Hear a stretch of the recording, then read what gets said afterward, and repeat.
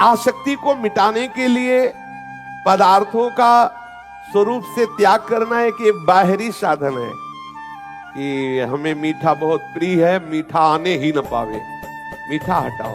ये एक बाहरी साधन, वास्तविक साधन नहीं है। वास्तविक साधन है कि मीठा रखा हो और आपके अंदर रुचि न रह जाए।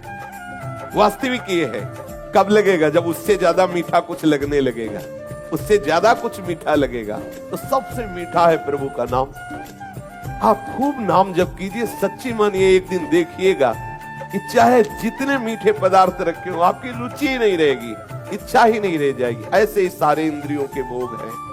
जब आपको प्रभु प्यारे लगने लगेंगे, प्रभु का सुख मिलने लगेगा, वो जब रस आने लगेगा तो ये सब फीका हो जाए। तो खास बात इधर ध्यान ना दे कि हमने ये छोड़ दिया, अब यही छोड़ना है। पकड़ने का ध्यान दो, छूटने का अपने आप होता रहेगा। ये हम अनुभव की बात कह रहे हैं आपको। छोड़ने के ध्यान में हमें बहुत घाटा होता है। जैसे हम सोच रहे हैं कि हमें ये मीठा छोड़ना है, तो चिंतन मीठा का हो रहा है, महत्व मीठा का है और रस मीठा का है। छोड़ना बहुत कठिन है। क्या करें? उस विषय को ही छोड़ दो। वो छूटे ना छूटे उससे छोड़ो, इधर पकड़ो। बहुत मीठा है, बहुत महिमामय है। और इधर जब पकड़ोगे ना तो उधर का चिंतन छूटेगा, उधर का चिंतन छूटेगा, इधर का रस बढ़ेगा, वो अपने आप छूट जाएगा। उसकी तुम चिंता मत करो।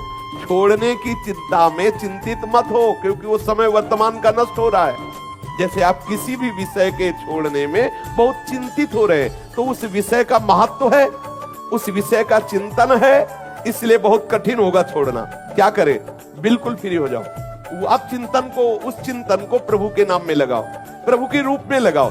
और ये सत्य है, ये सत्य चिंतन आपके उस असत चिंतन को अपने आप नष्ट कर देगा। ये हम अपने हृदय की प्रक्रिया को कह रहे हैं। इसी प्रक्रिया से निर्विषय हुआ जाता है। हम जिस विषय को छोड़ना चाहते हैं उसी को गाढ़ चिंतन कर रहे हैं। वर्तमान हम नष्ट कर रहे हो, सोच रहे हैं उस पर विजय प्राप्त कर लेंगे, असंभव। अगर उस विषय को छोड़ना है तो पहले उसे गौर करो और मुख्य चिंतन लाओ भगवद आकार वृत्ति करने के लिए। जे ही भगवत चिंतन में, जैसे हमें आगे कदम बढ़ाना है, हम आगे वाले कदम को सुदृढ़ता पूर्वक ना रखें, पीछे वाले को उठा दे तो क्या होगा? गिर जाएंगे। तो हमें पीछे वाले को उठाने के पहले आगे वाले को जमाना है, और आगे वाला जमा दो, पीछे वाला उठा दो, कोई फर्क नहीं पड़ेगा, आप गिरोगे नहीं। आगे जमाना है नाम रूप लीलाधाम परमात्मा चिंतन में। इसकी परवाह न करो, एक झटके में पूरा विश्व का वैभव आपके हृदय से राग रहित कर देगा। पूरे विश्व के वैभव के राग रहित करने की सामर्थ्य भगवत चरणारविंद में है। बिल्कुल चिंता मत करो। यहाँ हमारे पास विवेक है, बहुत छोटी कैंची। धीरे धीरे हम कहां तक ऐसे सूत्र काटेंगे।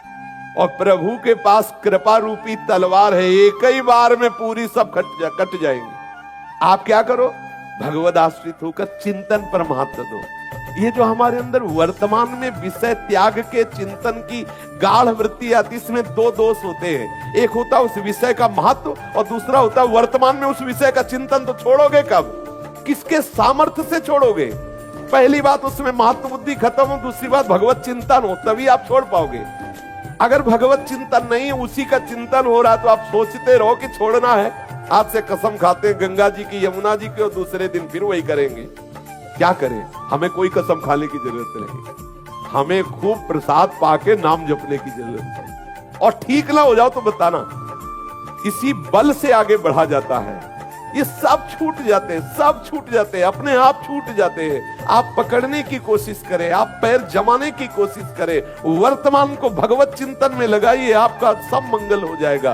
भूत भी मंगल हो जाएगा और भविष्य भी मंगल हो जाएगा। हम वर्तमान को विषय छोड़ने के चिंतन में बर्बाद कर रहे हैं, तो हमारे अंदर सामर्थ्य तो है नहीं भगवत चिंतन की, तो छोड़ नहीं पाते। इसीलिए इतना समय हो गया।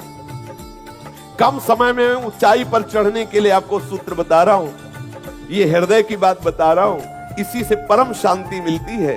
जितने भी गंदे विषय हैं, हम छोड़ने के लिए क्या उपाय करें? भगवत चिंतन, उसका चिंतन ही ना होने दे। ये खास बात है। हमारे पास जो वर्तमान का ये मिनट है ना, हम इस मिनट में किशोरी जी के गोरे चरणों का चिंतन करते हैं। अब वो जो विषय चिंतन हमें बार बार फंसा रहा था ना, हम उसका महत्व खत्म कर देते। अब हम विजय की तरफ जा रहे हैं। और हम उसका महत्व रखे हुए हैं कि अरे ये छूट जाए तो हम प्रेम रस में जाएं, उसका चिंतन, उसके छोड़ने का चिंतन, उसकी महत्व बुद्धि वर्तमान में तो किसी भी तरह से सही, द्वेषात्मक ही सही हो तो उसी विषय का चिंतन रहा है, नहीं छूट पाएगा। हमें भगवत चिंतन पर ध्यान देना है तो हम संग विवर्जिता रूपी स्थिति को प्राप्त कर लेंगे।